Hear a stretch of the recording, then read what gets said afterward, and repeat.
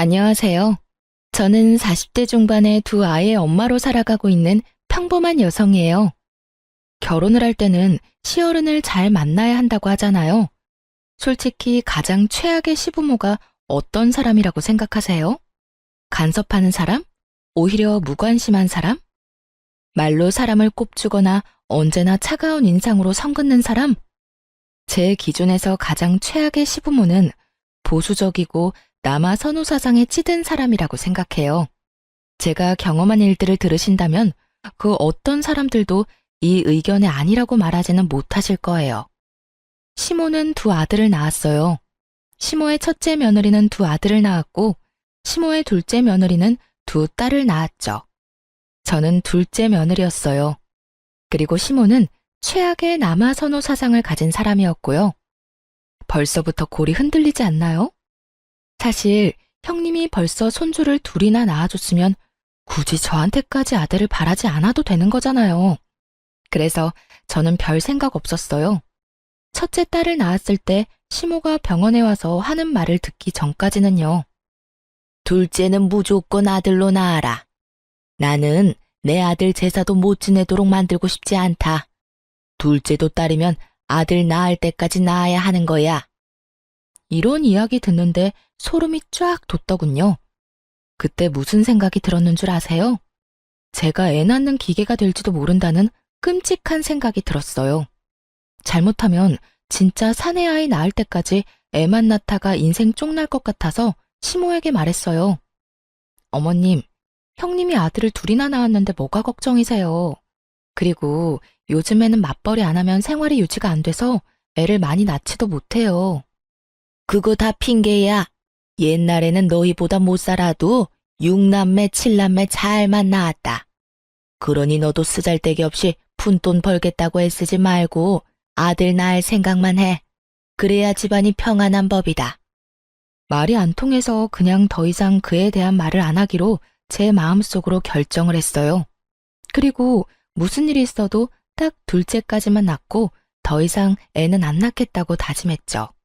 그런데 둘째가 또 딸인 것을 알았을 때 시모의 모습은 거의 악마에 가까웠어요. 딸만 낳는 며느리 지금 당장 내쳐도 모자라. 도대체 아들 하나 못 낳고 뭐 하는 거야? 지금 아무짝에도 쓸모없는 딸년 둘 낳아놓고 미역국이 목구멍으로 넘어가. 너 앞으로 나한테 대접받을 생각하지도 말어. 아들도 못 낳는 며느리한테 잘해줄 생각 없으니까. 아니, 처음부터 대접받을 생각도 없었고 결혼했을 때부터 꾸준히 대접받은 적도 없었거든요. 근데 저런 말을 하니 저도 기분이 안 좋았죠. 친정에서 몸조리를 하고 집에 와서야 시모 말이 무슨 뜻인지를 깨닫게 됐죠. 대접을 받지 않게 하겠다는 말은 앞으로 열심히 부려먹을 거라는 이야기였다는 걸요. 시댁에서 해야 할 모든 잡일에 형님은 제외되고 저만 일을 해야 했어요. 당시 저는 병원에서 일하는 물리치료사라 평일에는 시간을 뺄 수 없었음에도 시모는 퇴근 시간에 귀신같이 전화해서 시댁으로 오라고 닥달을 했어요. 그렇게 시댁을 방문하면 제게 남은 건 잡일들 뿐. 저녁밥도 못 먹고 일하는 건 정말 서러움을 넘어선 분노를 일으키는 일이었죠. 몇 번 당하고 나니 저도 요령이 생겨서 친정 핑계, 남편, 애 핑계 대면서 시댁에 안 가려고 필사적으로 피했죠. 그러다가 결혼 6년 차 김장철에 급기야 일은 벌어지고야 말았어요. 시모는 배추를 40kg를 준비했더라고요. 솔직히 맛도 없어서 가져가도 잘 먹지도 않은 김치, 그렇게 적은 양만 하시라 말해도 꼭 사람 생고생시키는 걸 보고 싶은지 양을 늘리더니 결국 이번에는 엄청난 양을 하게 된 거죠. 16포기쯤 되니까 배추를 절이는 것도 일이더군요.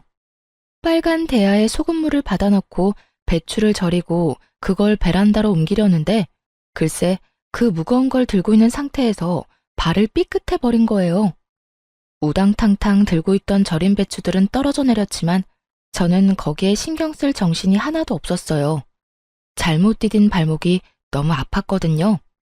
근데 정말 서럽고 짜증나는 건 시모가 이 상황에서도 저한테 괜찮냐는 한마디 말도 없었다는 사실이었어요.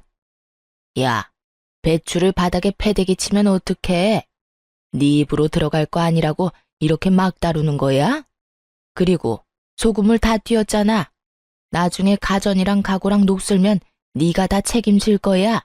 깨끗하게 해놓고 가.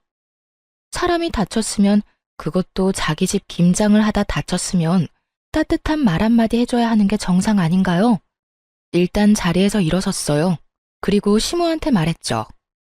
어머님, 발 삔 것 같은데 조금 이따가 해도 될까요? 발목을 접질른 것 같은데 상태가 좀 안 좋아서. 제가 병원에서 일하는 물리치료사인데 제 발목 잘못된 거 아닌지 모를 리가 없죠. 그렇지만 너무 급성이라 발목에 티가 안 나더라고요. 최소 염좌, 까딱 잘못하면 금까지 갔을지도 모른다는 생각을 하고 있는데 시모가 제 말에 버럭 고함을 지르더군요. 너 엄살 떠는 거야? 아니면 설마 일하기 싫어서 일부러 넘어진 거 아니냐? 이것 봐. 요새 젊은 것들은 이래서 안 돼요. 한 것도 없이 요령만 피우고 당장 바닥에 있는 것들 안 치워? 바닥은 시모 말 맞다나 엉망진창이었고 그걸 저렇게 만든 제 책임도 있었으니 이를 악물고 바닥을 치웠어요. 그렇지만 더 이상 일을 할 기력도 의욕도 없었죠. 그런데 엎드려 있는데도 발목은 욱신욱신 미치도록 아파왔어요. 바닥을 걸레로 닦고 배추를 주워 담는 동안 무릎을 바닥에 대고 발목을 쫙 편 상태로 무릎으로 기어다니며 일을 한 터라 더 안 좋았어요. 장승처럼 서서 저를 내려다보며 제가 그걸 치울 때까지 손 하나 거들지 않는 시모를 무시하고 저는 그 자리에 털썩 앉아 바지를 걷어 올렸어요. 다치고 나서 30분은 넘게 지난 상황이었거든요. 상황이 생각보다 엄청 심각했어요.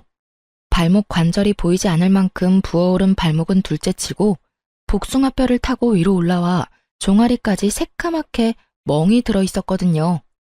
게다가 만져보았을 때는 엄청난 열까지. 발가락 움직이는 것도 잘 안 되는 걸 보니 뭔가 크게 문제가 생긴 게 틀림없어 보였죠. 제 발목을 보고도 시모는 코웃음 치더군요. 발 삐었나 보네. 그 정도는 하루 쉬고 나면 가라앉으니까 오늘은 할 일 다 끝내놓고 가. 할 일이란 건 배추를 절이는 일일 거고 그건 아직 절반도 넘게 남아있었어요. 저는 시모 말을 무시하고 폰을 열었죠. 네, 제가 발목을 접질렀는데 지금 열도 나고 꼼짝도 못할 정도로 아파서요. 네, 도와줄 사람도 없고요. 오른쪽 발목이라 제가 직접 차를 몰 수도 없어서 구급차를 좀 보내줬으면 좋겠어요. 지금 열이 발목뿐만이 아니라 몸에도 나고 있어서. 제가 전화한 곳은 119 구급센터였어요. 저 스스로 차를 운전할 수도 없고 저를 데려다 줄 생각도 없는 시모를 두고 선택할 수 있는 방법은 많지 않았어요. 게다가 시댁은 도시 외곽에 있었기에 택시도 잘 다니지 않던 곳이었거든요. 야, 너 꾀병이면서 구급차까지 불렀어? 일하기 싫어서 이렇게까지 하는 거야? 젊은 것들이 식은 머리가 없어서 지금 내놓은 건 다 하고 가야 할 거 아니야. 저한테 욕을 하던 말던 저는 주섬주섬 제 짐을 챙겼어요. 널브러진 배추들과 소금물이 담긴 커다란 고무통은 그대로 놔두고 말이죠. 구급차가 빠르게 시모집 현관문을 두드렸고 구급대원이 들어와서는 저를 부축했어요. 도와줄 사람이 없다고 해서 그런지 화를 내며 짜증을 내는 시모를 힐끗 쳐다보더라고요. 그래서 말해줬죠.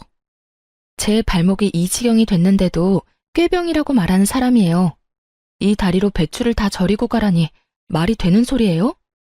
구급대원도 진상과 엮이고 싶지는 않은지 시모를 모른 척하고는 구급차로 이동했어요. 다쳐서 구급차를 타고 병원을 가는데 마음이 한없이 편해지더라고요. 시모 면상 안 봐도 된다는 생각이에요. 그렇게 병원에 도착한 저를 기다리고 있던 건 의사의 무시무시한 소식이었죠. 발목 상태가 많이 안 좋아요. 다쳤을 때 바로 병원을 오셨으면 이렇게 뼈가 어긋나지는 않았을 텐데요. 다치고 발 많이 쓰셨어요? 네, 배추 절이다가 이렇게 됐는데 어머님이 바닥에 떨어진 거 당장 다 치우래서 엎드린 채로 좀 치웠어요. 그래서 그런 것 같아요. 아이고, 고생 많으셨겠네요. 어쨌든 지금 수술은 필요합니다. 열어서 고정시켜서 핀 박아야 해요. 제발 실금 정도만 갖기를 바랬는데 결국은 골절 진단에 고정술을 해야 한다는 말을 들으니 그제야 화가 막 치밀어 오르더라고요. 제 직업이 병원에서 일하는 물리치료사인데 지금 이 발목 때문에 그 일도 제대로 못하게 될지도 모르잖아요. 적어도 2달 병원 신세 지는 건 당연해 보이는 발목을 보며 제가 한숨을 푹푹 내쉬고 있는데 전화통에는 불이 나더군요. 야, 너 왜 안 와? 병원에서 사진 찍고 볼 거 다 봤으면 와서 김장해야 할 거 아니야? 배추라도 다 절이고 가야지. 일하다 중간에 내빼는 게 어딨어? 너 이런 식이면 나도 너 가만 안 둬. 딸밖에 못 낳은 년이 시댁에서 일도 안 해? 그럼 내가 뭐하러 너를 며느리로 받아들였겠니? 본부는 다 해야지. 아프다고 안 하고 힘들어서 못하고 그런 게 우리 집에서 통할 거라고 생각해? 수술을 해야 한다는 말을 하고 이성적으로 이야기를 풀어보려는 저도 순식간에 분노 게이지가 찰 만큼 선을 확 넘는 발언에 저도 빽 성질을 냈어요. 사람이 아파서 병원에 와 있는데 어떻게 그런 말씀을 할 수가 있어요? 그리고 무슨 일만 있으면 저한테 딸밖에 못 낳은 년이라면서 뭐라고 하시는데 그런 어머님도 딸이에요. 한가족 된 사람 가슴으로 품어줘도 모자랄 판에 그거 하나로 이렇게 사람 하나 괴롭히니까 기분 좋아요? 누가 들어도 당연한 제 말에 화가 나는지 시모가 전화를 뚝 끊더군요. 그리고 얼마 지나지 않아 남편에게 전화가 왔어요. 야근을 한다며 늦게 들어올 거라고 했던 남편인데 갑자기 전화를 하니 눈치가 딱 오더군요. 시모가 남편에게 무슨 말을 했구나 하고요. 전화를 받으니 남편의 고성이 날아오더군요. 저희 남편은 다 좋았는데 이거 하나가 단점이었거든요. 평상시에는 무슨 일이 있어도 무덤덤한 사람이 시모가 무슨 말만 하면 앞뒤 안 가리고 저한테 성질부터 내고 보는 거요.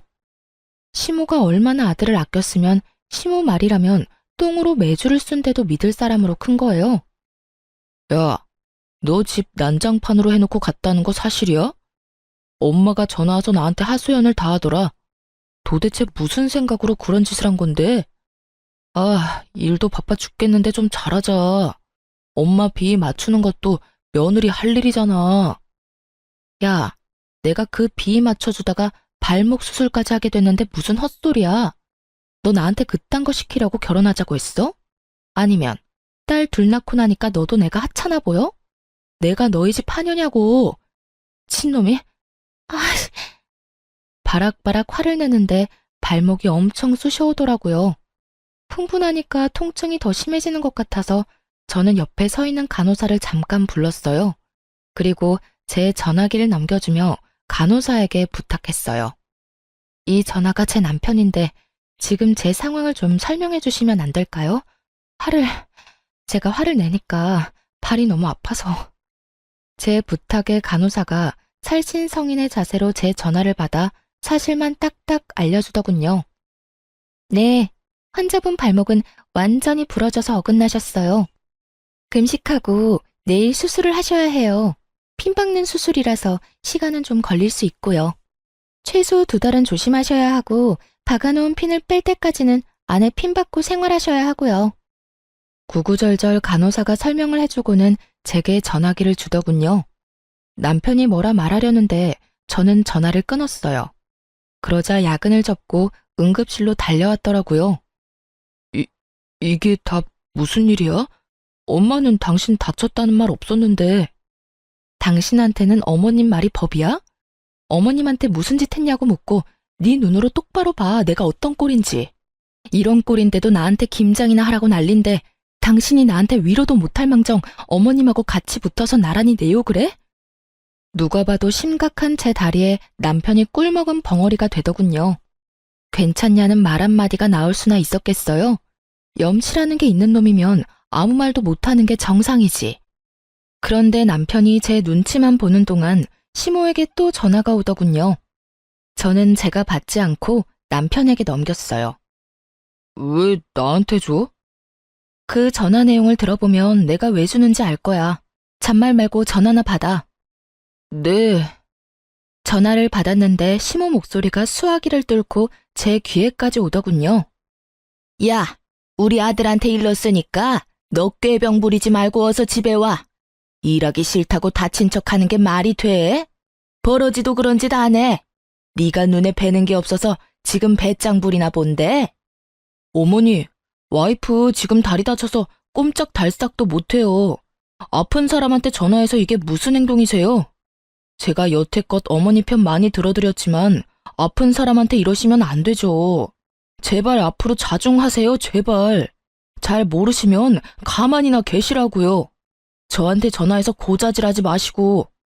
남편이 시모에게 소리를 치자 시모도 당황한 눈치였어요. 하긴 발목이 박살이 난 마누라 앞에서 지 어머니 편드는 놈이면 당장이라도 이혼을 했겠죠. 그렇게 저는 그 다음날 금식 후 수술에 들어가게 됐고 8주 동안 입원을 해야 했어요. 그리고 제가 정말로 수술에 들어가야 한 것을 알게 된 시모가 혼자 김장을 하려는 게 엄두가 안 났는지 그간 한 번도 부르지 않았던 첫째 며느리에게 전화를 했더라고요.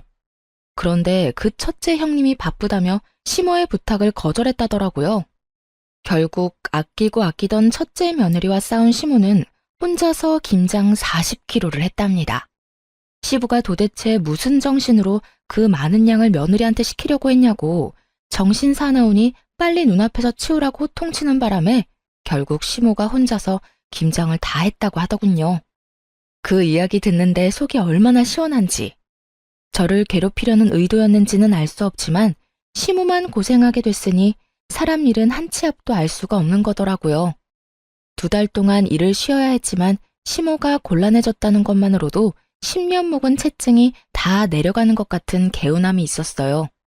그 뒤로 시모가 저를 괴롭힐 때마다 발목 이야기를 했더니 더 이상 저를 그만큼 괴롭히지는 않았어요. 그리고 저도 뭐가 좋다고 괴롭히고 차별하는 시모와 같이 있고 싶겠어요? 그래서 시댁과는 대면대면하게 살았죠. 다행인 건 남편은 그런 일에 별로 신경을 안 쓰더라고요. 그런데 완전히 인연을 끊을 수는 없더라고요. 가끔씩 타이밍이 안 좋아서 애들을 맡길 일이 생겼거든요.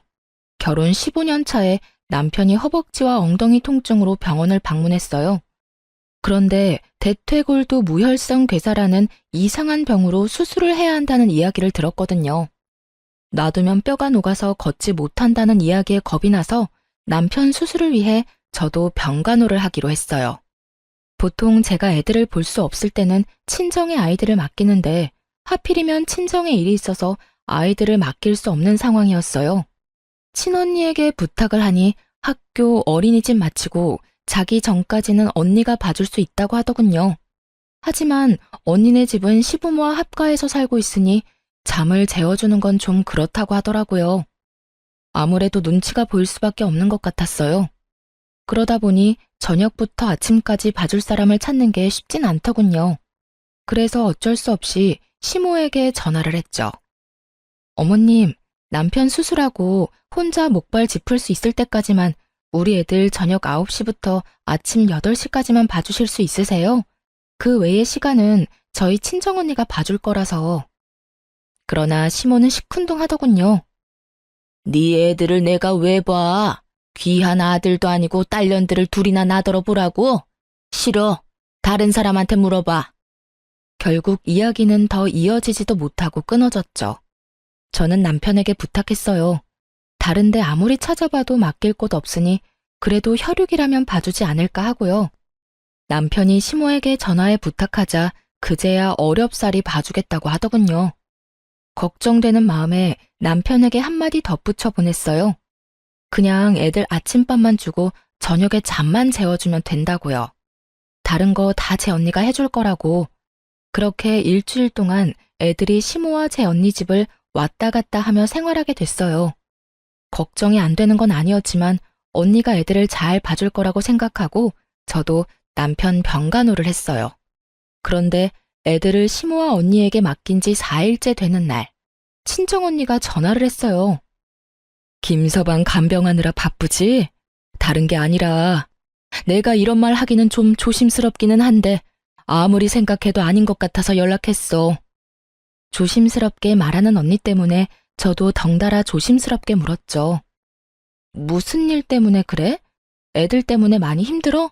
아님 혹시 무슨 일이라도 생겼어?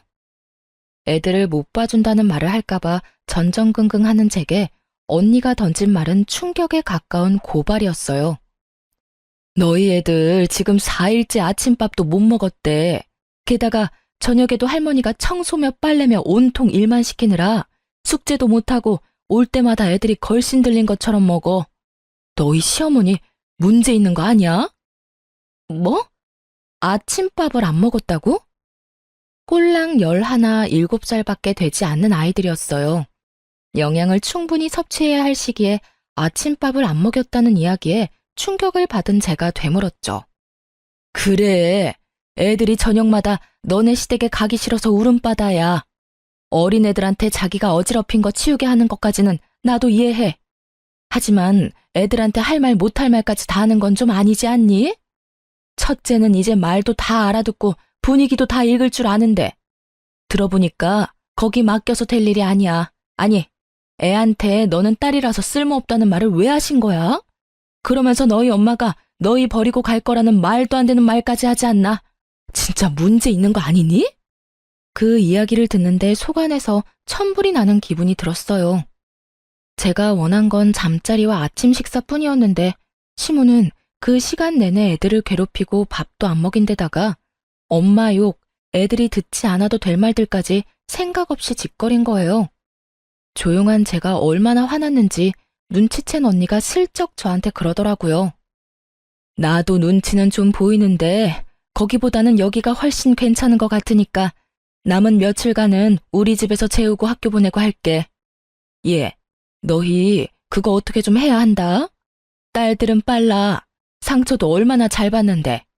그런 이야기 들으면 얼마나 서럽겠니? 그것도 친할머니인데 진짜 너무하잖아. 애들 불쌍해서 진짜. 그 이야기를 듣는데 부들부들 떨리더라고요. 아무리 손녀딸 싫다고 말했어도 재우고 아침밥 먹이는 정도는 해줄 거라고 생각했어요. 핏줄이니까. 언니 전화를 끊고 나와서 시모에게 전화를 했어요. 어머님, 혹시 애들 아침밥 내내 굶겨서 보내셨어요? 누가 그래? 첫째 그게 그러든? 그놈의 계집애 입도 싸지. 제 엄마 닮아서 야가 빠졌네.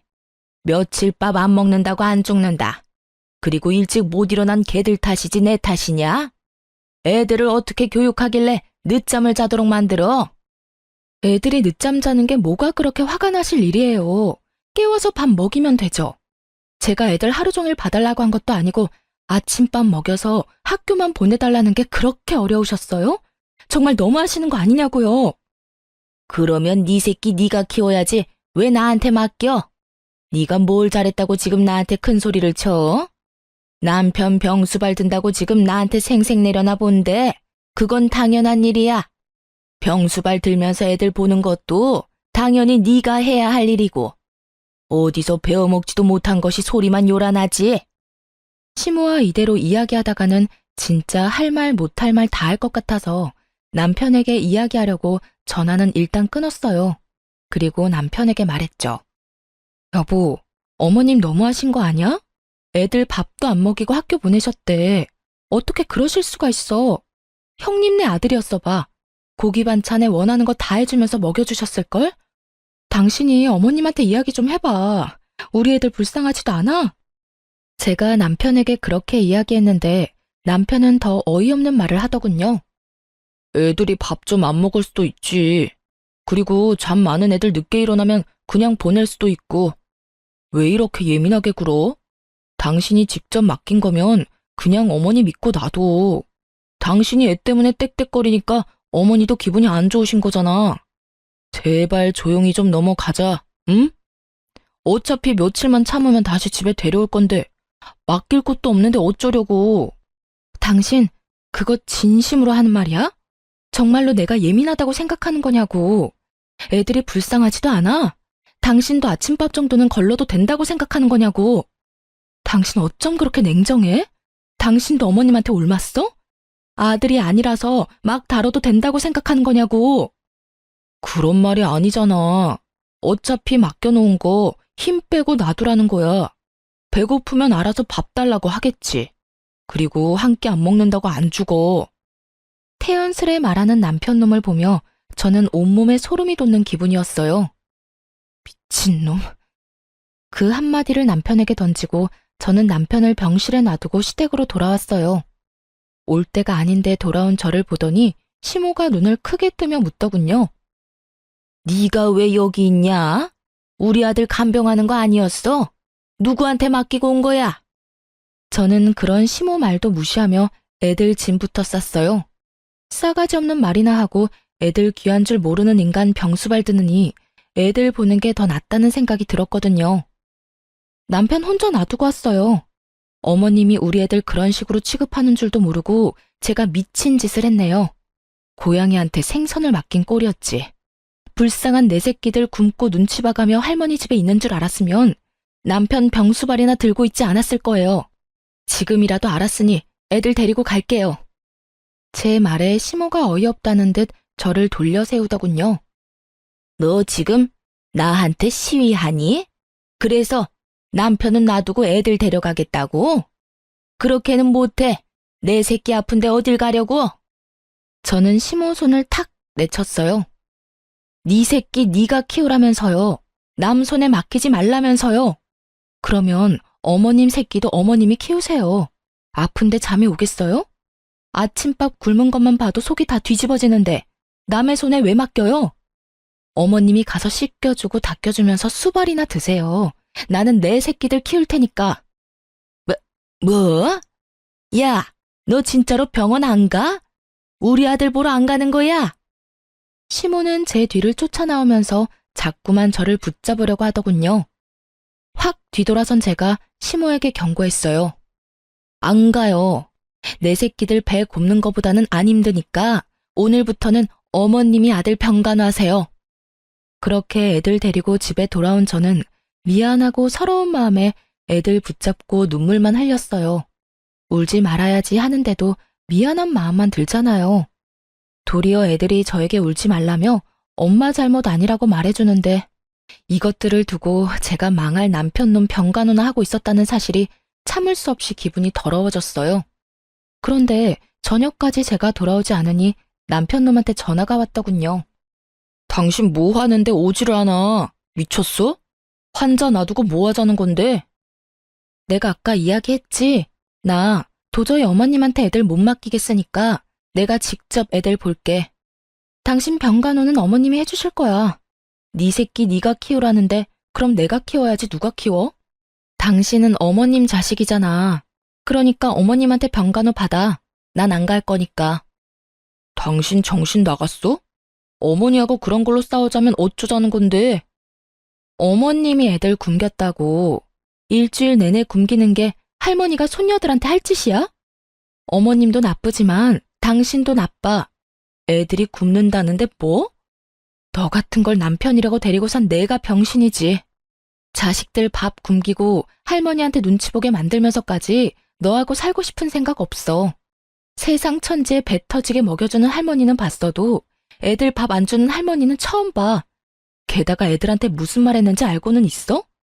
애들한테 너희가 딸이라서 쓸모가 없단다. 너희가 딸이라서 너희 엄마가 너희 버리고 간단다. 이런 말을 했다는 것도 믿기지를 않아. 내가 왜 이런 소리 내 자식들한테 듣도록 만들어야 하냐고. 대답 좀 해봐, 이 나쁜 놈아. 뭐? 어머니가 애들한테 그런 소리를 했다고? 당신이 잘못 들었겠지. 손녀들한테 그런 소리를 했을 리가 없잖아. 물어봐, 직접. 시모가 남편 옆에 있었는지 남편이 시모에게 따지듯 묻는 소리가 들렸어요. 그랬더니 시모가 당당하게 답하더군요. 왜 그걸 나한테 따지니? 네 마누라가 딸만 낳은 게 내 탓이야? 그럼 아들을 낳았으면 될 거 아니냐? 그런 말 좀 했기로써니 뭐가 그렇게 잘못된 일이야? 나 어릴 적에는 그것보다 더한 말도 듣고 자랐어. 너 없어도 우리 집 잘만 돌아가. 첫째 며느리가 다 잘해줄 거다. 그러니 나갔으면 그냥 그대로 애새끼들 데리고 나가. 다시 이 집에 돌아올 생각 말고. 얼굴 안 보니까 속이 시원하네. 저는 시모 말에 코웃음 쳤어요. 김장하러 오라고 부탁한 것도 거절당했다면서 잘하기는. 착각은 자유지. 그리고 우리 이혼하자. 난 이런 집안에서 못 살아. 여보, 잠깐만. 남편이 뭐라 말하던지 말던지 전화 끊고 이혼 소송 시작했어요. 그런데 며칠 아들 자식 간병일 해보더니 힘들었는지 시모가 전화 와서는 저더러 어이없는 말을 하더군요. 이혼 기간 중에도 네가 우리 아들 안 사람이고 내 며느리다. 그러니 네 남편 병간호하러 들어와. 어디 며느리가 시어머니한테 일을 다 맡겨놔? 이혼하기 전까지는 네가 이 일 다 해야 하는 거야. 갑자기 전화 와서 무슨 말도 안 되는 소리 하세요. 남남 되려고 이혼 소송하는 중이잖아요. 그리고 전 제 새끼 키우느라 바쁘니까 어머님은 어머님 아들 잘 키우세요. 저번에 저한테 그렇게 말씀하셨죠? 자기가 꺼낸 말 정도는 지켜주시죠. 전화해놓고 본전도 못 찾은 시모는 씩씩거리며 저한테 따지더라고요. 너 정말 이렇게까지 해야겠어? 네 딸들한테 고작 그딴 말 했다고 나한테 이러는 거면 너 실수하는 거야. 시어머니가 딸보다 아들 더 원할 수도 있지. 어디서 속 좁게 이런 식으로 사람을 골탕 먹이려고 들어? 그러니까요. 앞으로도 평생 그렇게 사실 거죠? 그러니까 이혼하는 거라고요. 저는 그런 곳에서 내 새끼 키우면서 못 살아요. 억만금을 줘도 그런 곳에서 살고 싶지 않은데 볼 것도 없는 집안 뭐하러 듣기 싫은 소리 들어가며 살아요? 이참에 우리 헤어지고 각자 갈 길 가요. 이런 식으로 연락하지도 마시고요. 그리고 저번에 저한테 뭐라고 하셨죠? 첫째 며느리가 잘해줄 거라고 하셨죠? 그러니까 저한테 전화하지 말고 손자들 둘이나 낳아준 첫째 며느리한테 전화하세요. 시모는 여전히 당당하더군요. 그래도 자기 힘드니까 금방 연락 오는 거 보세요. 아주 저를 식모처럼 생각하고 있는 게 눈에 다 보이더라고요. 언제는 첫째 며느리가 다 해줄 것처럼 자신만만하더니 이제 와서 꼬리 말고 저를 찾는 꼴이 너무 웃겼어요. 그렇게 이혼은 저에게 좀 더 유리하게 해결됐어요. 저희가 살던 신혼집도 처음부터 공동명의에 반반 부담한 거라 그대로 나눴고 친권, 양육권, 위자료 싹 다 제가 가져왔어요. 저는 받은 돈과 은행에서 대출한 금액으로 딸아이 둘과 같이 살 집을 샀어요. 그런데 이미 이혼도 다 된 마당에 형님에게서 전화가 왔어요. 결혼 기간 동안 얄미운 사람이기도 했고 항상 저한테 일 시키고 본인은 몰래 빠져나가던 사람이라 좋게 볼 수는 없는 사람이었어요. 동서, 잘 지내? 아휴, 나 동서네가 이혼하고 나서부터 어머님한테 끌려다니느라 힘들어 죽겠어. 이혼하니까 많이 편하지? 어쩐 일로 전화하셨어요? 동서는 도련님이랑 다시 잘해볼 생각은 아예 없어? 이제 막 이혼한 사람에게 이런 걸 물어보는 형님에게서 뭔가 머뭇거리는 느낌이 들었어요. 왜 그런 걸 물어보세요? 이혼한 동서한테 이런 말 꺼내기도 민망하긴 한데 아버님이 얼마 전에 쓰러지셨거든. 그래서 어머님이 나한테 합가해서 아버님 수발을 같이 들자고 하는 거야. 근데 동서도 잘 알잖아. 나는 그런 일 여태 해본 적도 없고 바쁘기도 많이 바빠서. 인간이 이렇게 비양심적이어도 되나요? 어떻게 이혼한 동서에게 시부 수발을 들기 위해 이혼을 다시 생각해보라는 말을 할 수가 있는지 이해가 전혀 안 갔어요. 죄송한데 저는 생각 없어요. 싫어서 이혼한 거고 이혼 서류에 잉크도 아직 덜 말랐어요. 그리고 무엇보다 그 집안 저는 두 번 다시 가고 싶지 않아요. 형님은 아들을 둘이나 낳아서 여태껏 시어머니 등살에서 잘 피해 다니셨죠? 저는 그 잔소리, 악담 모두 맨몸으로 다 받았어요. 그쪽으로는 머리도 두고 싶지 않은 게 제 마음이에요. 시아버지 그렇게 되신 건 안타깝지만 그건 이제 가족들이 상의해야 할 문제지 생판 남인 저한테 이야기해서 될 건 아니라고 생각해요. 차갑고 냉정하게 딱 잘라 말하고 나니 형님도 당황했는지 급하게 전화를 끊었어요. 그리고 나중에야 그 집안 소식을 들을 수 있었어요. 정말 웃겼던 게 그렇게 믿고 의지하려던 첫째 며느리는 시모 요구에 거절한 것도 모자라 아주버님을 들들 볶았던 모양이에요. 아주버님이 시모를 찾아와서는 시모에게 미쳤냐고 진짜 노망난 거 아니냐고 악담을 퍼부었답니다. 동생처럼 자기도 호래비 만들 작정이냐며 합가해서 마누라랑 헤어지면 어머니가 책임질 거냐고 이럴 거면 인연 끊고 지내자면서 아주 집안을 풍비박산으로 만들어 놓고 가셨다더군요. 그 와중에 전 남편은 심호 간병을 받아 무사히 퇴원했으면서 집에 오자마자 짐 다 챙겨서 아픈 시부와 심호 놔두고 그대로 집을 나갔다고 하더라고요. 입이 불어터져라 아들 사랑, 손주 사랑을 외치던 심호였건만 심호를 위해 시부를 함께 수발 들어줄 사람은 없던 모양이에요. 결국 심호는 두 아들과도 연이 끊기고 며느리에게도 대차게 까여서 혼자 시부 수발을 들었다고 하더군요. 제가 들은 소식은 딱 거기까지였어요. 솔직히 여기까지 듣고도 정말 고소하더군요. 저 내치고 잘 살 것처럼 기세등등하더니 결국 보세요. 완전 버림받고 혼자 남겨졌잖아요. 그러니 사람이 마음을 곱게 써야 하는 법이에요. 그렇게 저는 그 사람들을 잊고 제 일에 집중하게 됐어요. 아이들을 보기 위해 시간 조율이 좋았던 요양병원에 취직하게 됐죠. 시내와 가깝지는 않았지만 규모가 있는 요양병원이다 보니 멀리서도 찾아오는 분들도 많았던 곳이었어요. 그런데 하루는 제가 치료하는 어르신이 잔뜩 인상을 찌푸린 채로 컨디션이 완전 엉망이 돼서 오셨더라고요. 어르신, 오늘따라 몸 상태가 별로 안 좋네요.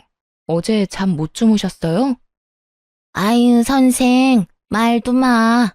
같은 방에 웬 할망구가 하나 왔는데 얼마나 화가 많은지 무슨 말만 하면 난리쳐서 내가 며칠째 잠도 제대로 못 잤어.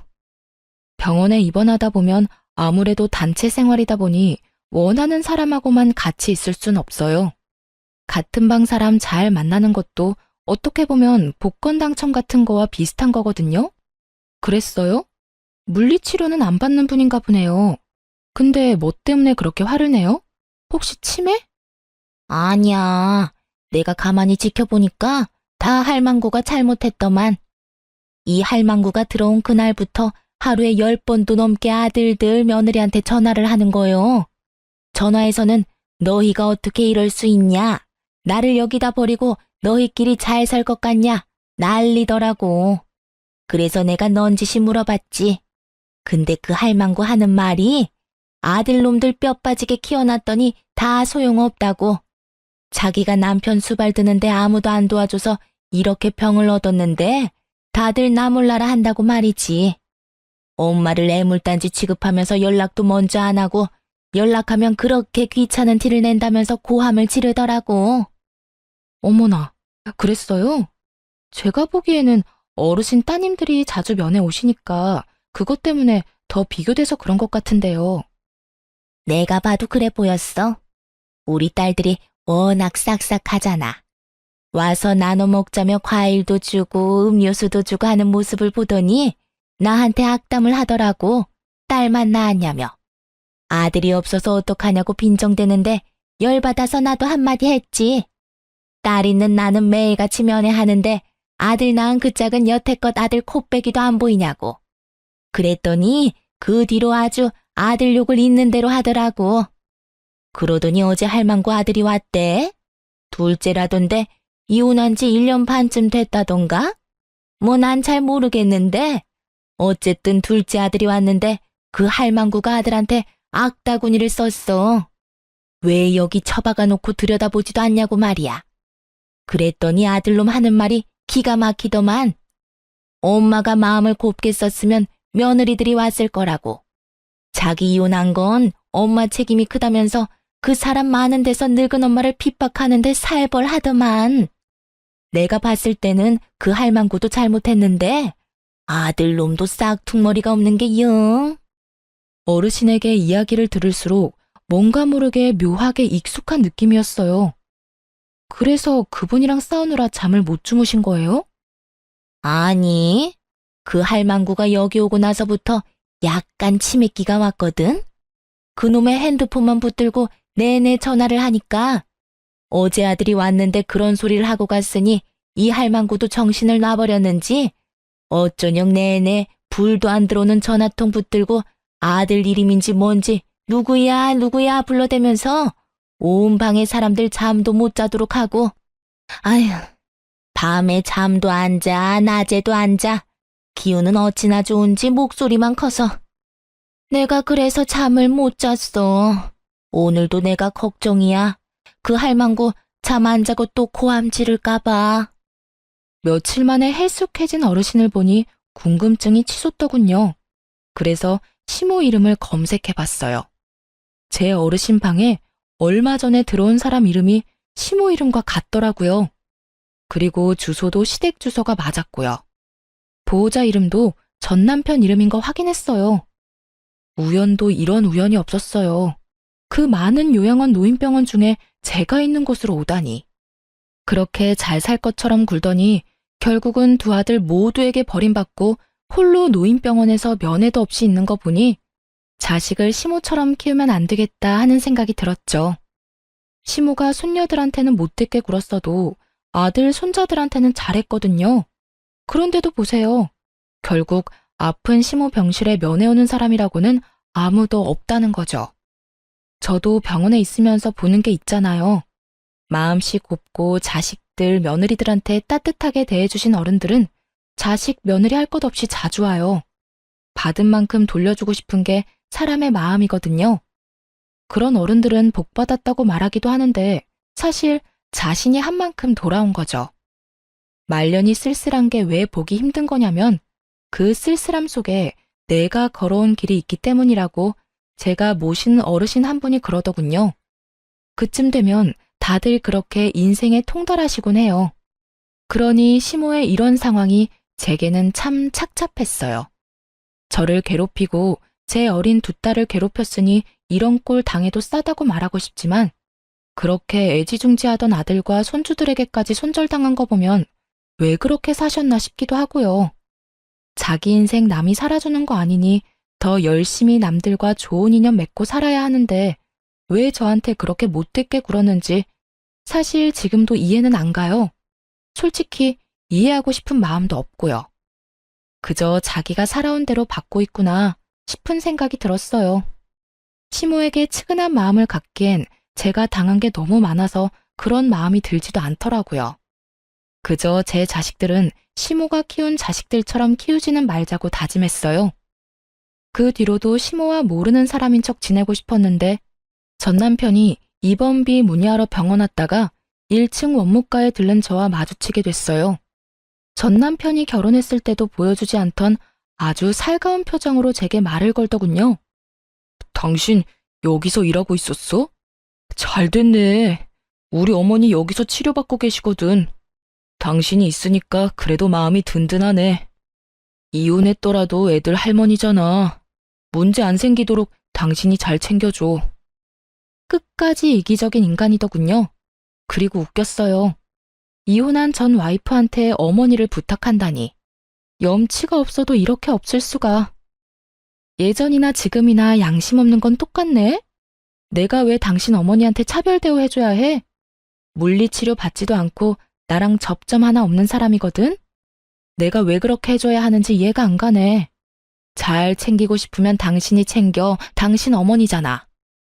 이혼한 마누라한테 그런 거 부탁하고 싶어? 얼굴이 얼마나 두꺼우면 그런 걸 부탁해? 그리고 나 만나는 사람 있거든? 함부로 오해받고 싶지 않으니까 당신도 당신 가족들도 처신 잘해줘. 이딴 식으로 악연을 인연인 것처럼 만들지 말라고. 만나는 사람이 없었지만 거짓말했어요.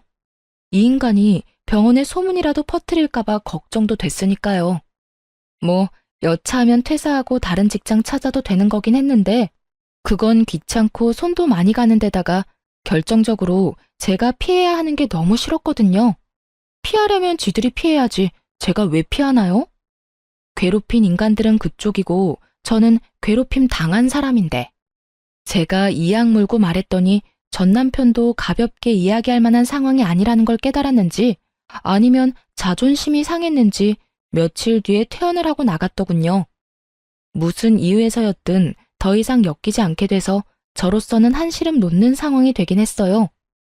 그리고 여담이지만 딸애들은 제가 이혼한 그날부터 아빠를 찾지 않더라고요. 남편이 그리 좋은 아빠가 아니라는 것도 애들 반응을 보며 알았죠. 만약 애들한테 잘해줬다면 애들이 아빠와 헤어지는 걸 무덤덤하게 받아들이지는 않았을 테니까요. 그래도 제 이혼을 이해해주고 저를 도와 집안일도 해주고 있는 기특한 아이들을 보면 몸은 힘들지만 마음만은 가벼운 기분이 들어요. 이 아이들을 위해서라도 좀 더 열심히 살아야겠다는 다짐을 매일같이 하게 되네요. 그래도 가끔 전 남편과 시모가 생각날 때가 있어서 이렇게 사연글을 써보게 됐어요. 이렇게 하나하나 다 토해내고 나니 마음이 한결 가벼운 기분이 드네요. 그리 즐거운 일들은 아니었지만 이렇게 꺼내서 한풀이 하듯 다른 사람들과 나누고 나니 그간의 응어리가 조금씩 풀어지는 것 같네요. 그럼 지금까지 제 사연 들어주셔서 감사합니다. 좋은 하루 되세요.